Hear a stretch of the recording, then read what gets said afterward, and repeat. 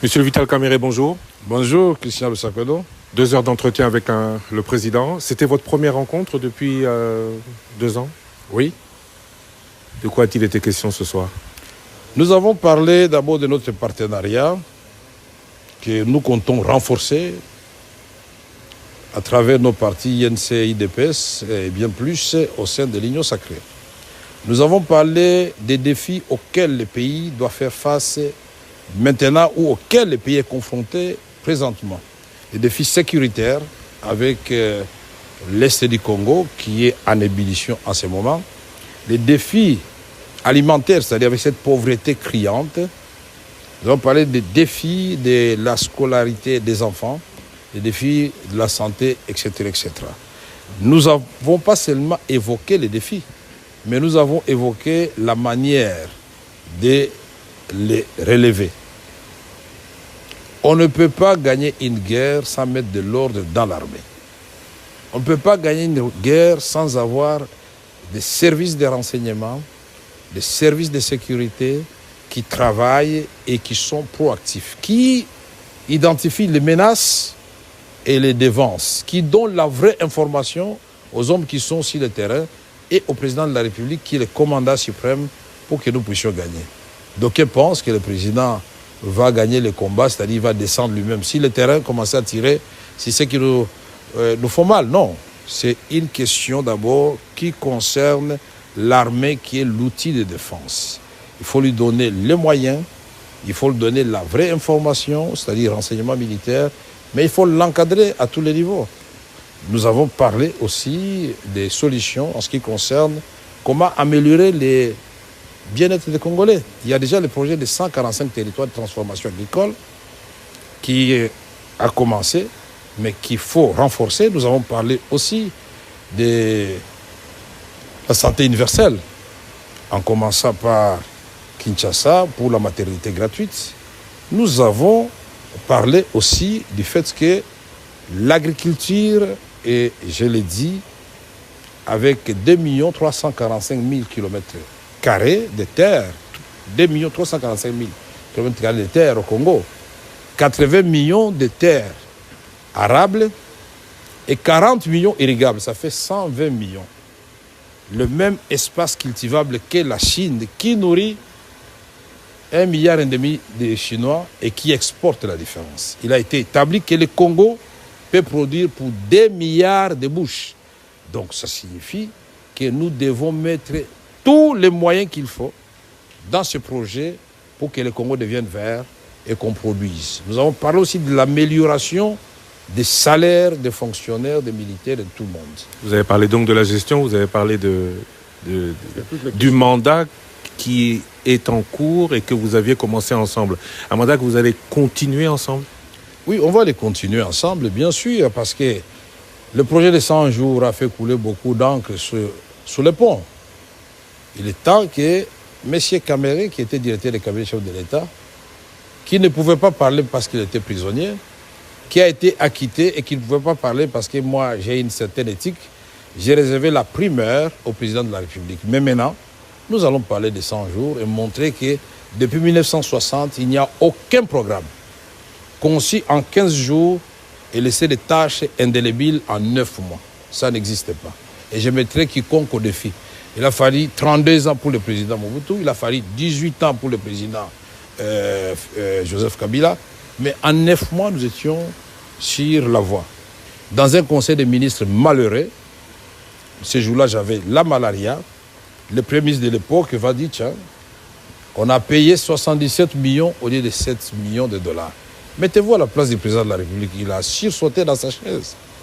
Il a parlé qu'on audite. Mais le ministre de la Justice de l'époque a dit, non, je me saisis du dossier. Moi, j'instruis les dossiers. Et comme je n'avais pas peur, je suis allé au parquet de Matete. Et c'était le chemin pour Makala. Et me revoici à la cité de l'Union africaine.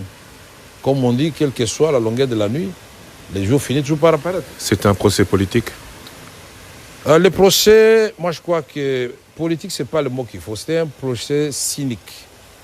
Parce que quand j'ai clamé mon innocence, personne ne voulait me croire. Mais j'avais dit, bon écoutez, puisque vous, là, magistrat et juge, vous ne voulez pas me croire, la vraie justice viendra de Dieu.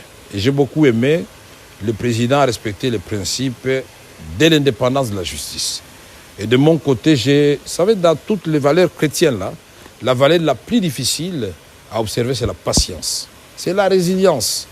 Comme je me connaissais innocent, je me suis dit, le temps, c'est comme une grossesse, c'est 9 mois, ça finit toujours par savoir si la femme était enceinte ou pas. Mais voici, je suis là, devant vous. Nous aurons d'autres occasions, des émissions, où nous allons parler en profondeur de ce projet. 142 écoles construites, 132 centres de santé, un grand hôpital Lumbashi, un pont de 145 km dans le Tanganyika.